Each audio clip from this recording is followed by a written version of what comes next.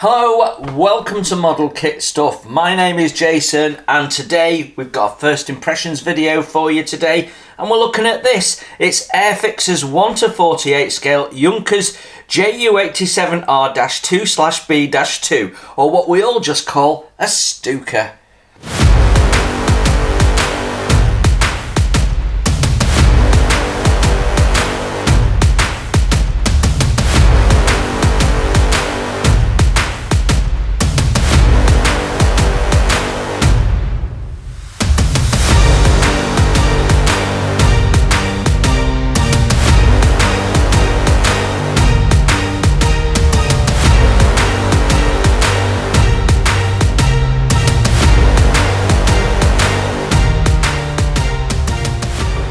Yes, hello, welcome to First Impressions and we're looking at this Stuka.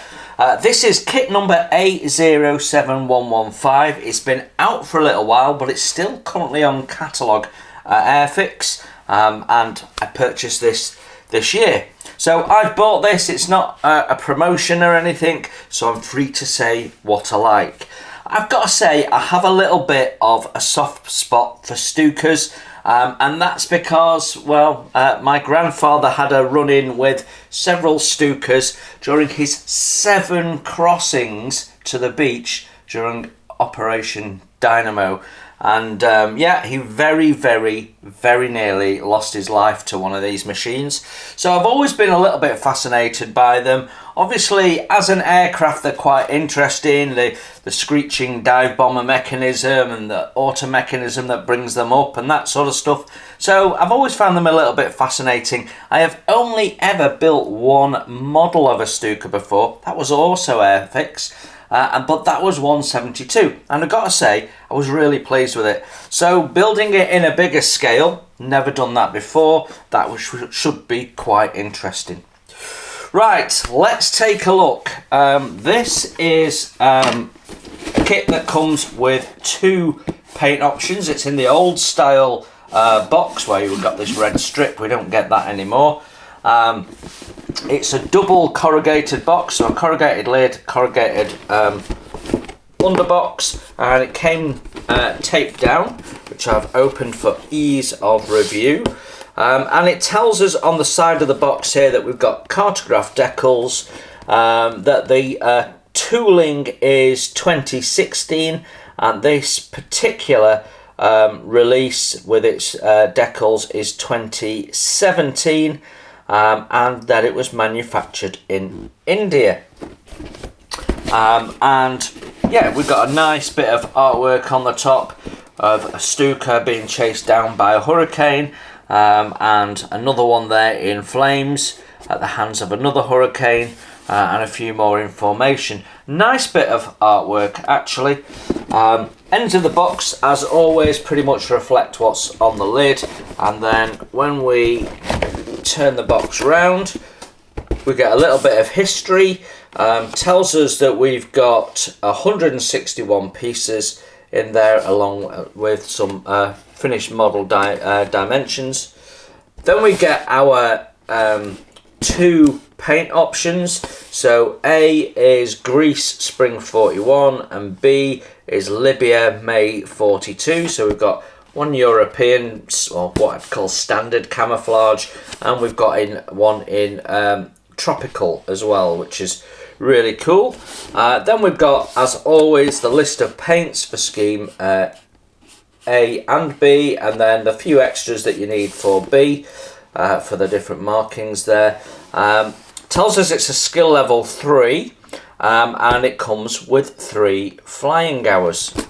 This currently retails on the Airfix website at $39.99, less any discounts you can achieve through membership, which is how I bought this on one of their 20% off weekends.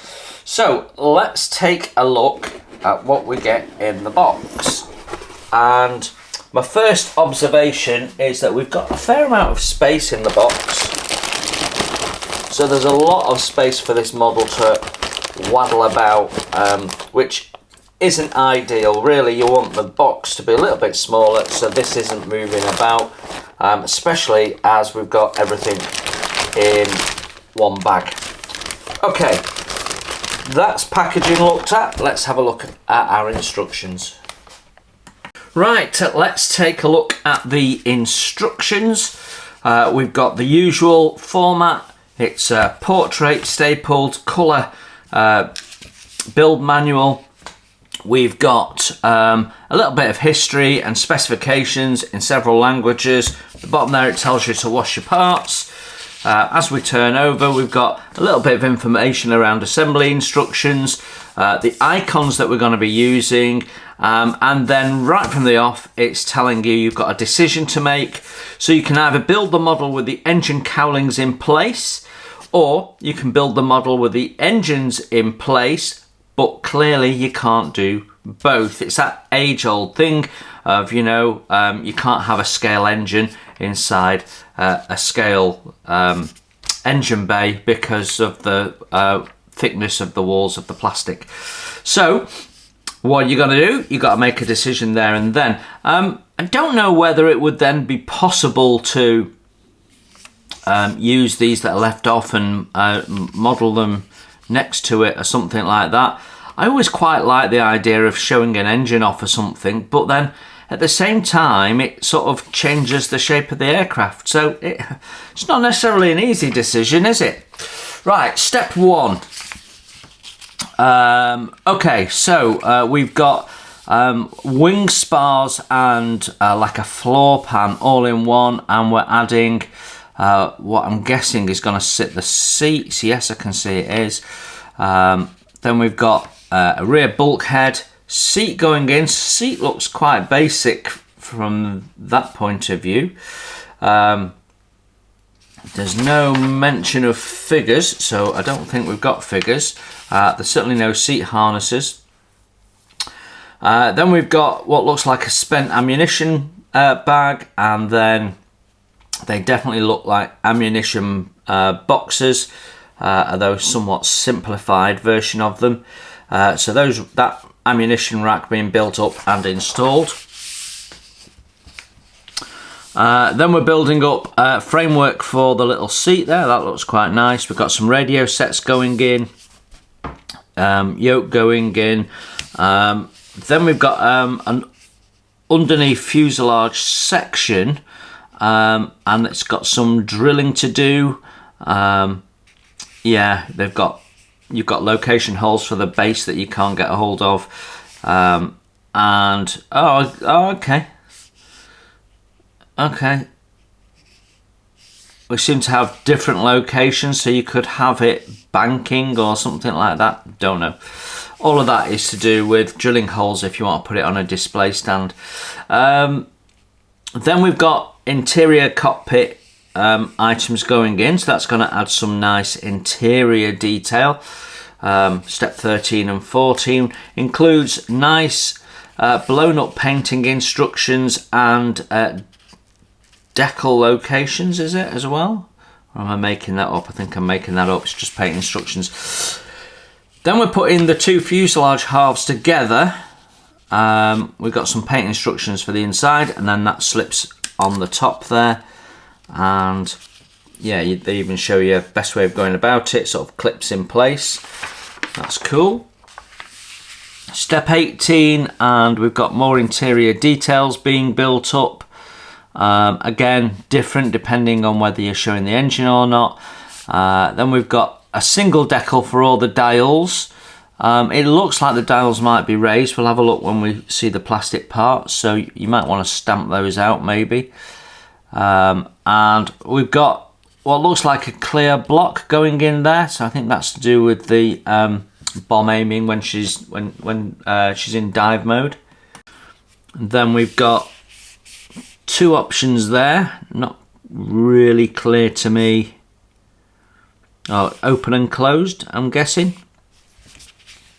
Then we've got another bulkhead being assembled. This is the engine bulkhead. Looks like it's got lots of detail on there.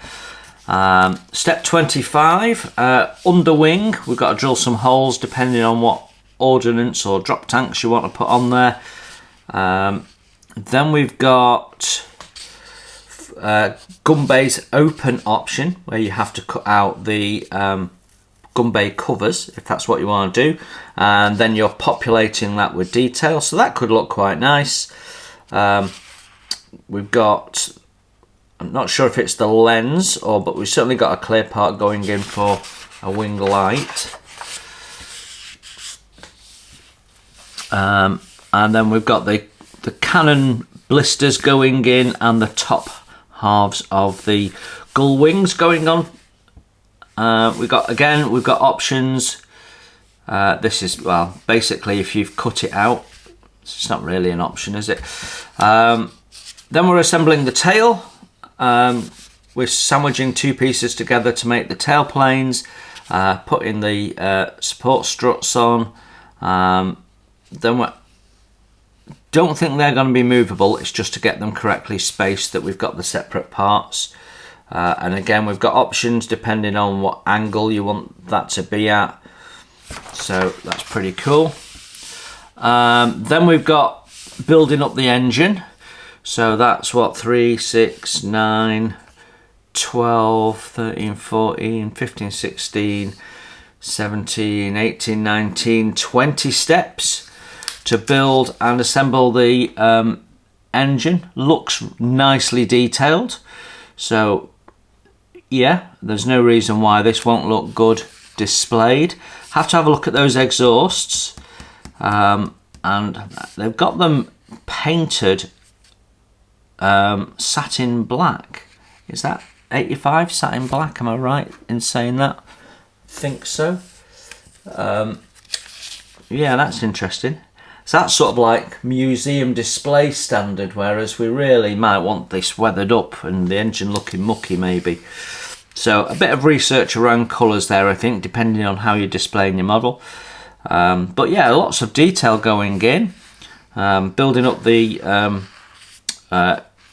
radiator there. All looks pretty cool, doesn't it? Lots of detail in there.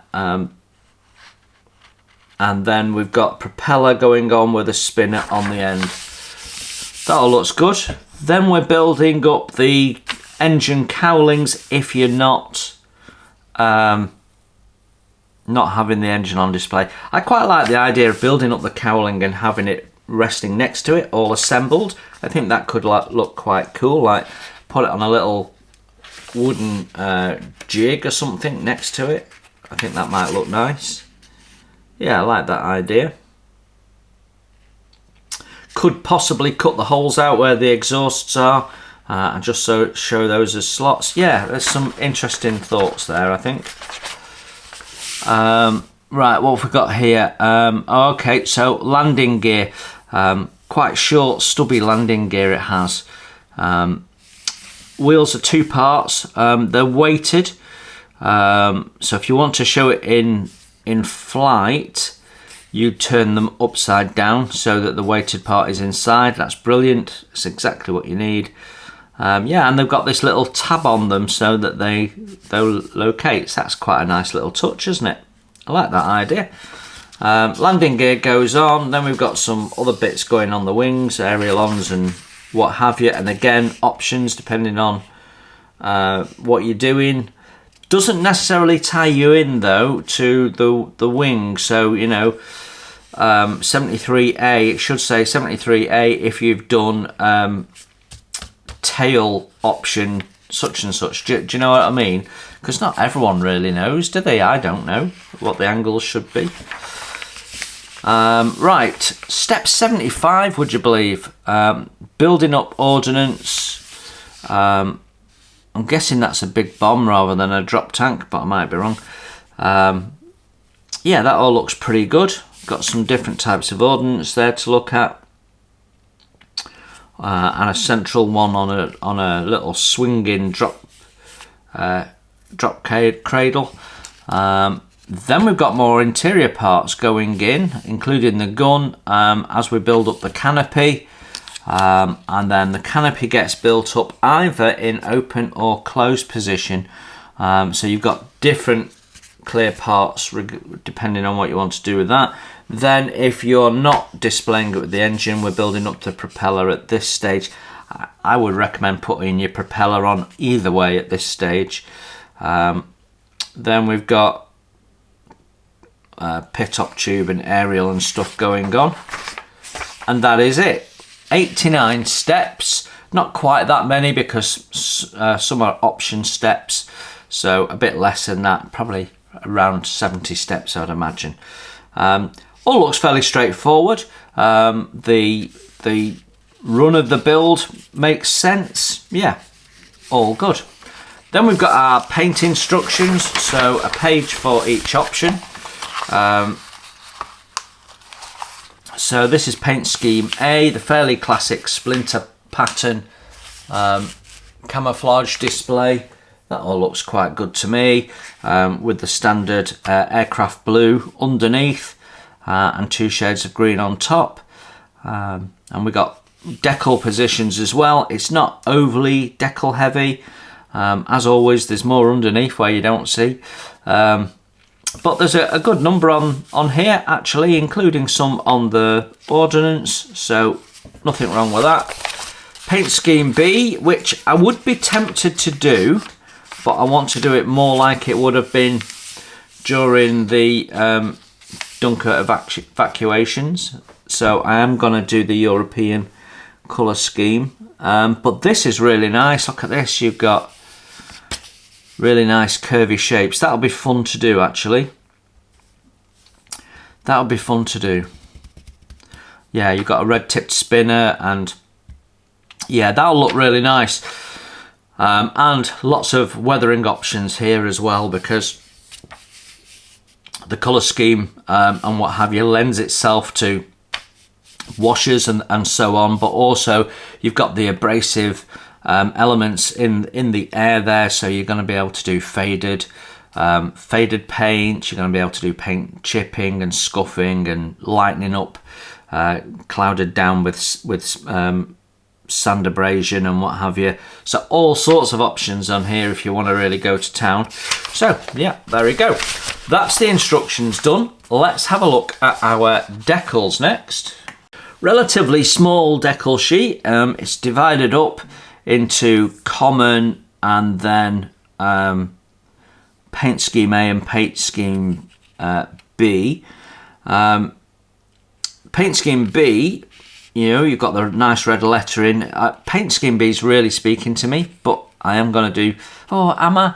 My 172 Stuka is in European paint scheme, so maybe I will do the tropical one. That'll look nice with my tropical hurricane, actually. Yeah. Decals are all good. The cartograph, they're nice, nicely done. You've got no margin at all. You've only got really clear decal film where you've got letter spacings. Otherwise, it's pretty precise. Register's good. Colour saturation's good. I mean, you just don't get better than cartograph decals. So yeah, very, very nice indeed. Time for the plastic parts now, and if you've seen my first impressions before, we're going to do this the usual routine. We'll have a quick talk through the sprues, anything of note or interest. I'll take up some close-up photographs, so at the back end, before we do our little summary and roundup of my thoughts on the overall model, you've got an opportunity to look at some close-ups. You can pause the video and take a look at the parts if you wish to do so. Right, no particular order. This is just the first sprue out of the bag. So the first thing to note is, even though this is an older kit, it is coming in the new plastic. We're still calling it the new plastic because there's plenty of the pale blue, softer plastic in circulation, especially if you're buying on eBay or second-hand in some way. So this plastic is much, much harder and really nice to work with. The second thing to note is sink.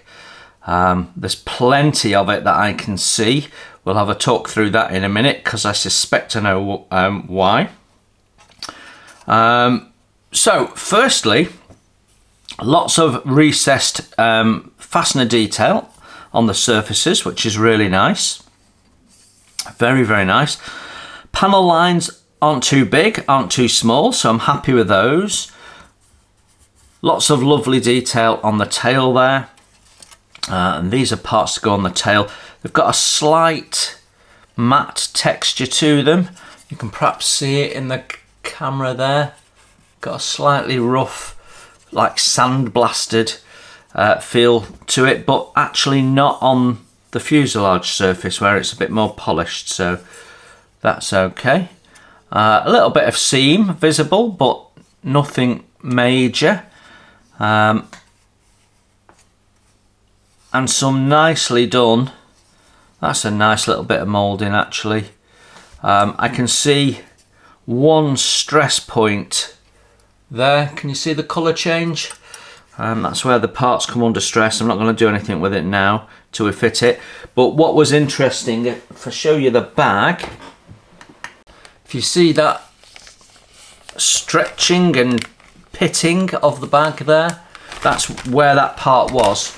And so basically, with it moving around in the box and everything being in one bag, it was under some pressure. So as the box has been thrown around a little bit, these parts have been rubbing on something and maybe were upside down at one point, and that's what's caused that pressure. So if you've bought one of these, take it out of the box, unpack it, repack it, because these are really delicate parts here, and they're raised up so that they're in high risk areas, and Airfix haven't really appropriately looked after those, to be honest.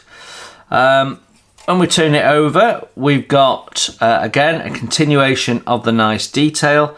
No ejector pin marks or anything that you're going to have to fill, but we do have these donut fittings, I call them. I don't know if they have a proper name or what. Airfix used them quite a bit. They haven't used them on most of their most recent ones though, actually. And I'm glad, because whenever they use these donut fittings, you get this sort of raised ring and then this dimple that goes into it. You always get sink. Always, always, always you get sink. The other sink that I can see is here. And that is where we've got some thick plastic. Now, my understanding is that that can be avoided by leaving it in the mould to cool a little bit, because we've got tons of sink here. Can you see that? There, all the way, full length, because this is a single moulded part. It's really quite thick, and so it's shrunk when it's come out of the mould. So I'm no expert on it, but my understanding is if it's left in the mould a bit longer, that reduces or maybe even removes the sink. So, but where you've got thick parts, you've got a risk. Now in this instance, you can fill that, you can sand it flush, and then put your rivets back in. But so just making you aware of it. None of them is going to be a real issue. Just something to be aware of. So that is our first sprue, which did I say which one it is? Frame C, they're calling that. Frame D, and we've got the upper wing halves. We've got landing gear, including the wheels. We've got the little spinners there that make the screaming noise. We've got the tail wheel. So upper wheels and landing gear all in here. I'm having a look, but in this instance I'm not seeing, I might be seeing a little bit of sink in the wheel covers. There you go, light's just catching it. It's very, very slight. You might not even need to fill it. There's a little dimple there. Yeah, it might do. Might need a little bit of filling on there. Yeah, you can see where you've got that line there, you've got a little bit of pull. The tyres themselves, I don't know, they look a bit soft moulded, but that might be how they're supposed to be. Again, no expert. No sidewall writing, as is always the case with Airfix. That bothers some people and not so much others. But yeah, that's all looking good. I'm not sure what that piece is, but I reckon it shouldn't have that great big hole in it. So we've got a little bit of imperfection in there. Fairly sure of that. Yeah, The actual spinners, they look a little chunky, but not too bad. Yeah, and then the wings, really nice surface detail with the double rivet pattern. Should be easy to cut out your ammunition bay door if that's what you want to do. I can see in the light, see if we can, can you see that slightly lighter square just there? It's thinned down in the back of the wing so that it'll be easier to cut that out. So that's a nice touch. Yeah, sprue gates are right on your leading edge there. So a little bit of careful clean up, but there's not much in the way of seam. Detail is nice. Yeah, it's all good really. Right, frame A is our next sprue out, and we've got a lot of the cockpit parts here, so it's all been grouped quite nicely. So yeah, and big one in the middle there is our first part that we need to deal with when we do the build of this. So that's got some nice detail on it. There's a little fastener detail on the floor pan and stuff, so that's all pretty cool. Some ejector pins, but they might get hidden with the seats. Our dials are raised as I suspected, but not massively, so that decal might sit on that okay actually. Got nicely done pedals. They do have a bit of sink in them. How noticeable that'll be, I don't know. With a lot of time and effort you could sort them out, but I might be tempted to just leave them. We've got an ejector pin on the back of the inside of the seat, which needs a gentle sand out. As I look at the part, it doesn't look quite as simplified as in the instructions. So you've got a definite sort of material bit and metal structure, so painted up probably be fine. Again, no harnesses for that, so that's needed to be sorted out with aftermarket.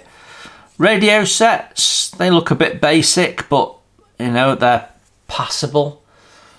You can see them there. And interior detail, it's quite nicely done. You've got a little bit of ejector pin clean up to do. I do think the harder plastic crispens up the soft moulding. This would have been quite soft moulded originally, I think. So yeah, I think this the harder plastic does. I don't know whether it's my imagination or not, but in my head, it always looks a bit crisper in the newer plastic somehow. Yeah, not much wrong with that. I can't see any big issues. The main thing is a little bit of clean up of ejector pins. There's not even a lot of seam on here, so yeah, it might not be the most detailed and the ammunition's simplified and stuff, but when painted up, I think it'll probably be good enough.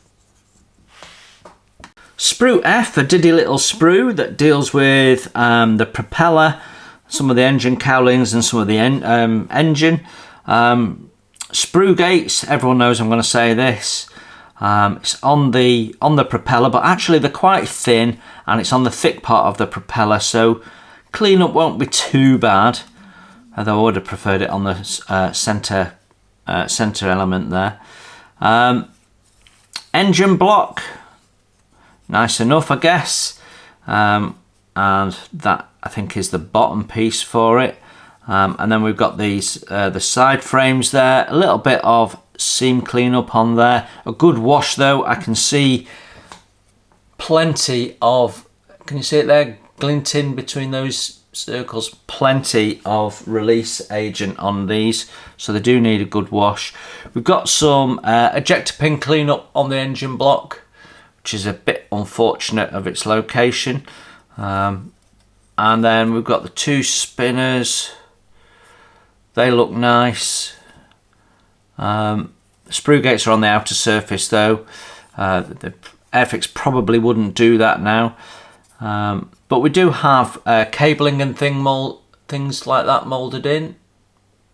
So yeah, it does have this slightly rough texture though, so the fuselage parts will need a bit of a polish up. before you use them. Yeah, I don't see any major issues with any of this. Oh, texturing on the grill is really nice actually. Main issue is just a bit of seam cleanup, and that's not an issue because all models come with that. Sprue J, more engine and engine cowling parts, and again a lot of it with this rough shot blasted texture, which is a little annoying really. How that will look under paint I'm not sure, but yeah, parts are all crisply moulded. There's lots of detail in them, certainly. I don't see any moulding imperfections. We've got no sink or anything like that, but also no slide moulding, so the exhausts are all thick chunky plastic, so the exhausts themselves, the openings are quite narrow, so it'll be quite difficult to open those up, but I'm not saying it's impossible, but it might be just easier to get resin ones if you can. Otherwise, looks really nice. You can see like a grill effect, a mesh effect through the grill, and maybe some wires and stuff, so that's nicely done. Nice fastener details on there. Yeah, no real issues with that. So, different propeller. This is frame F, and some of the different engine components. So if you're going to be displaying the engine, you'll be using quite a number of these. Yeah, I don't see any particular issues with this. And again, the cleanup of the propeller shouldn't be too bad. Some nice detail in there. What we've got is done well. How accurate it is, I've got no idea, but you know, there is some nice detail put in, and under paint that'll just look fabulous. So there's nothing wrong with this at all. Yeah, all good. Last of our grey plastic parts now, primarily ordnance related. We do have the lower fuselage and wing halves as well though. And the first thing that strikes you is all the lovely detail that's been crammed into these. So we've got all the various little removable plates and things done. We've got lots of rivet detail on there and nice panel lining. The same with the centerpiece of the lower fuselage. Got nice nice rivet detail and what have you. I mean, it does look nice. The ordnance themselves, nothing wrong with them. We've got nice thin fins on them, so they'll look quite nice when done. I've got one bit of damage. You can see that part bent there. That's not supposed to be bent. That is very likely to snap when I try and repair it, and actually as I look at it, this one's bent as well. What a shame, but you know, they insist on putting it in one bag. Yeah, okay. Little parts here. Detail is nice. It's all pretty crisp, and the ammunition barrels that are gonna go on the actual gun and be more visible, they've got more detail than the ones on the racks, so that's nice. Cannons are relatively nicely done as well. Yeah, all in all, not bad. No sink or anything in these parts. So yeah, all good. Let's have a look at the clear parts next. Well, finally our clear parts, and the first thing that strikes you is how crystal clear they are. They're absolutely lovely. Really, really nice. As I look at them, I'm not seeing any imperfections, any inclusions. It all looks really, really good. They're relatively thick, or at least that one, the open one is. It seems to be, well, And it's not because one's sitting over the other before someone says that. It's actually thick on the inside bit. But in terms of distortion, let's just take a look. Yeah, on the curves where we'd expect it, it's fairly bad. But when I look through the flats, not so much. So no real issues with the distortion. We've obviously got some options in here that, depending on what you're doing. But I don't see any great issues with it. Oh gosh. Oh, that's interesting.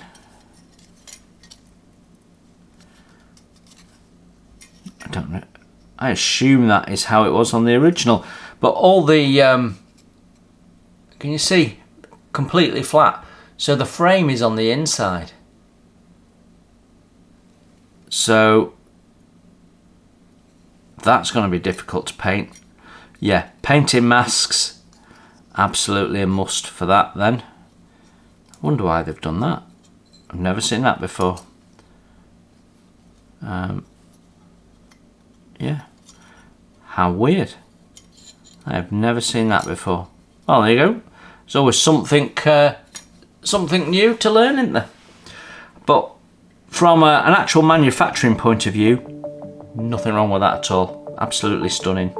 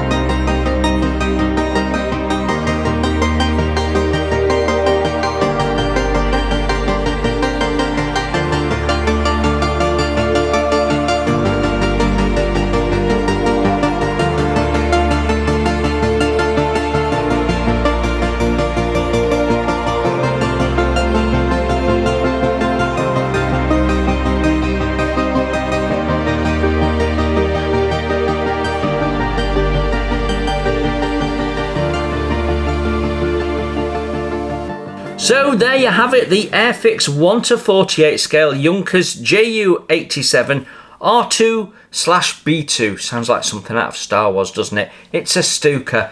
And yeah, okay, let's just think about my thoughts on the kit. Let's start with the packaging.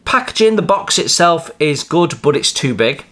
And that means that all of those sprues that are piled together in one bag are moving around in the bag because the bag isn't tight, and then moving around in the box, and as a result we have got some damaged parts. So, you know, this has come direct to me from Airfix, from the Airfix warehouse. I've ordered it from their website, which means it's come from the manufacturer, shipped in a shipping container to Airfix, put into stock, taken out of stock, given to a delivery driver, and then come to me. And in that short voyage, I've got damaged parts. So Airfix, your packaging isn't good enough. If I'm paying for a model kit, I expect what I pay for to be in perfect condition. That's a minimum requirement. I mean, before we even talk about, well, you know, am I paying for sync and so on and so forth? Well, you know, that's a sort of hazard of what you get. but I shouldn't be getting damaged parts, so improve your packaging, please. Okay, packaging out of the way. Instructions, brilliant. You can never really fault Airfix's instructions. I think they are some of the very, very best you can get, and if everyone made instructions like Airfix, I'd be a happy bunny. They're not overly complex, they're not arty-farty with images and swooping arrows and stuff.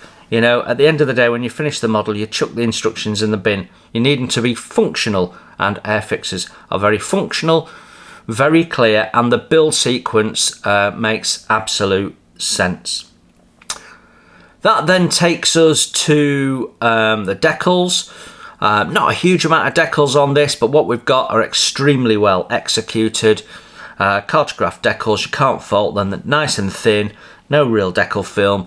A lovely lustrous colour. They're not too thin, they're not translucent, they're not pale. They're just perfect. So no issues with the decals.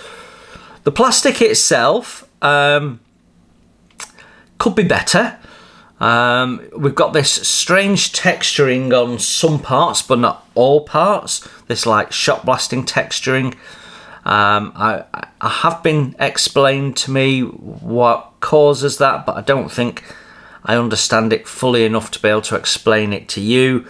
But yeah, it's a result of not making a good job of the tooling, is my understanding.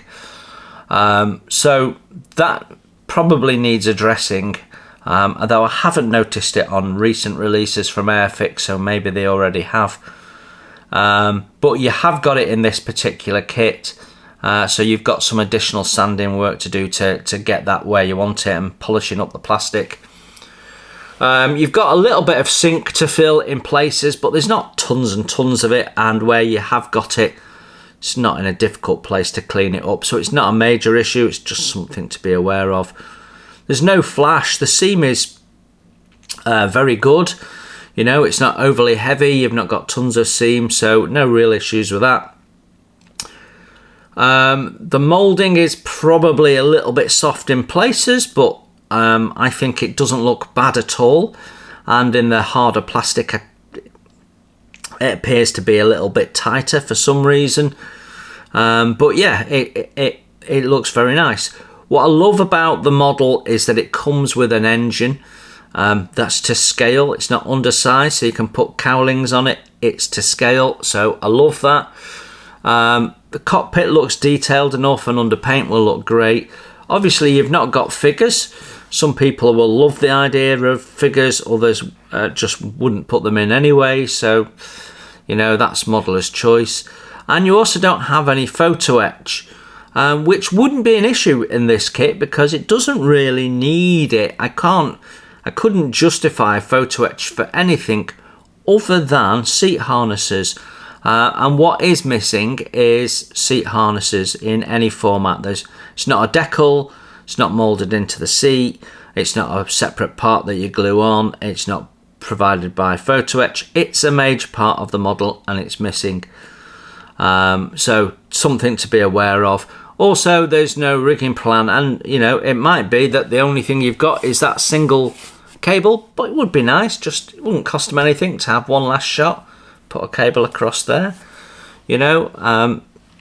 Saves you having to research it because they'll have already done it. So yeah, all in all, it's a nice model. Does it blow your socks off? No. Is it most likely the best 148 Stuka out there? Unlikely. Is it a bad model? No. Could it look perfectly beautiful when you've painted it up and built it and spent some time on it? Absolutely. And at 40 quid, less any discounts you can get, I think it's not bad for the price either. So all in all, not bad, not amazing, it's okay. And there you go. So if you were wondering what you get in the box, you now know. I hope you enjoyed that. I've got lots more first impressions coming this year, along with tool reviews and product reviews. So please don't forget to hit the like button. It helps other people find the channel, and that helps me out, which then in turn helps you out. Thanks for looking in, and until the next time, you enjoy your modelling. Bye for now.